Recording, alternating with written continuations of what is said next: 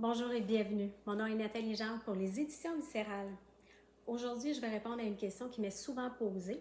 Dans quel état de veille je dois être pour être en mesure de canaliser avec les guides, par exemple? Principalement, je dirais dans un état θ ou encore dans un état alpha. C'est les deux états de conscience ou état de veille que je vais atteindre.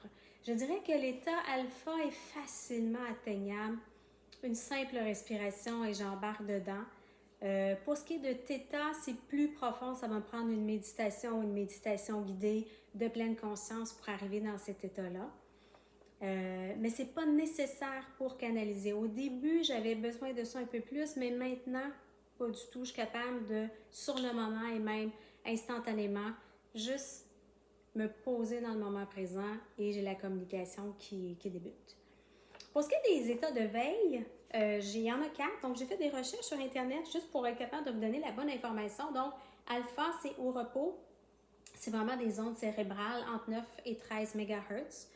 Pour ce qui est du θ, c'est un état profond de relaxation. C'est celui-là aussi où, sous hypnose, c'est cet état-là qu'on cherche à atteindre et aussi dans une méditation profonde ou de pleine conscience. C'est là que ça se passe, c'est à ce niveau-là. L'état bêta, qui est un autre état, ça c'est quand on est actif à ce moment-là, entre 14 et 30 Hz. Et delta, entre 1 et 5, c'est sommeil chez l'adulte. Ceci dit, dans l'état de sommeil, il y a des variations entre le θ et le delta pour le vivre sur une base régulière, je dirais, particulièrement à la sortie d'une sieste. Donc, je fais une sieste dans l'après-midi. Quand je me réveille, mais que mon corps n'a pas encore bougé, je sais que je suis dans un état θ. Fait qu'à ce moment-là, on est capable de canaliser très facilement et on reçoit même des messages beaucoup inconsciemment pendant l'état de sommeil. Je pense que vous avez déjà vécu des choses comme ça. Comment atteindre ces états-là? C'est vraiment par des techniques de respiration. Il y en a beaucoup d'exemples de disponibles à cet effet-là. Vous pouvez trouver plusieurs exercices sur YouTube. Fait qu'il y a le 3, 3, 3, 4, 4, 5, 5, ça va jusqu'à 6, 6. Donc, c'est des temps dans lesquels on respire et on expire. On appelle ça aussi cohérence cardiaque. Il y en a un qui s'appelle comme ça et il varie de 4, 4, 5, 5 à 6, 6, dépendamment qui l'interprète et qui l'utilise. Bref, c'est vraiment des techniques de respiration. On peut être assis de façon confortable, pas trop pour ne pas s'endormir, mais moi, j'aime avoir le dos à côté. Il y en a qui disent non, il faut que tu sois droit assis, mais honnêtement, je peux avoir le dos à côté.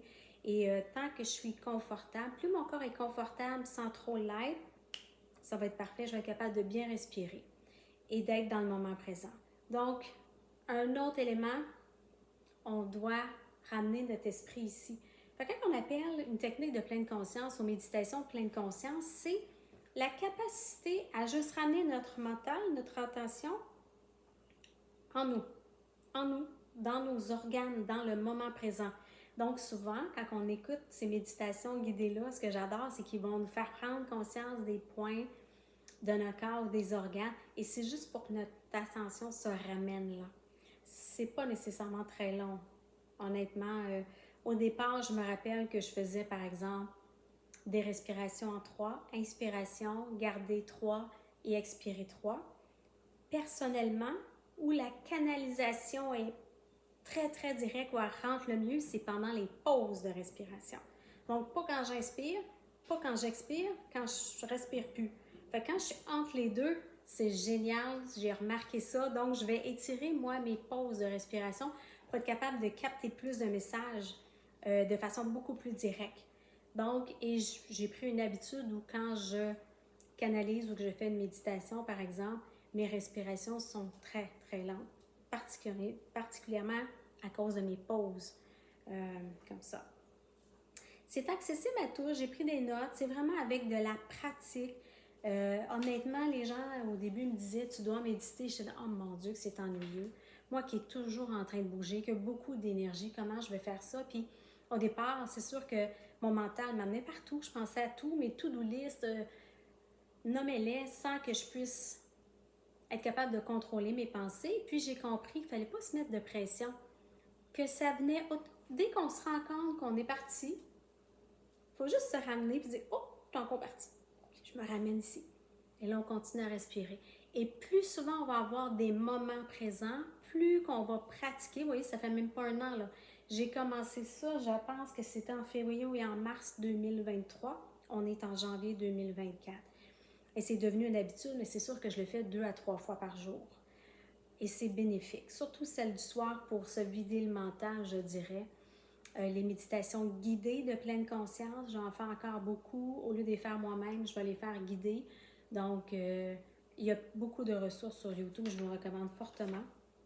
Je vais juste vérifier, voir si j'ai pas oublié quelque chose dans mes notes pour vous. L'utilité, je me suis mis des notes, c'est vraiment pour désencombrer le mental, vider le mental. J'explique tout le temps aux gens qu'on a beaucoup de choses, genre 80% de toute notre attention va dans le mental, donc c'est rempli, c'est comme une mémoire vive, une mémoire cache sur un ordinateur, c'est tout le temps plein. Fait que des fois, il faut faire du ménage, il faut vider ça ici, puis il y a d'autres réservoirs, d'autres organes qu'on est capable d'utiliser qui ne sont pas utilisés, qui sont sous-utilisés.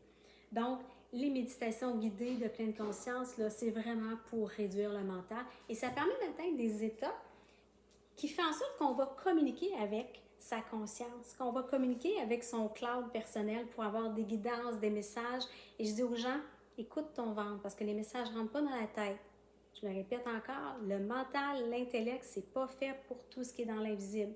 Ça rentre dans le ventre. Donc, c'est vraiment juste de porter son attention ici et tout ce qui est subtil, les images, les messages, des mots qu'on peut entendre, etc., ça va rentrer là grâce à ces états altérés de conscience, qu'on appelle des états de veille différents. Alors, je vous invite à pratiquer. Puis c'est vraiment avec de la pratique, sans pression, je dirais dans l'humour, dans la joie, dans la relaxation que ça s'acquiert. Merci d'avoir été là.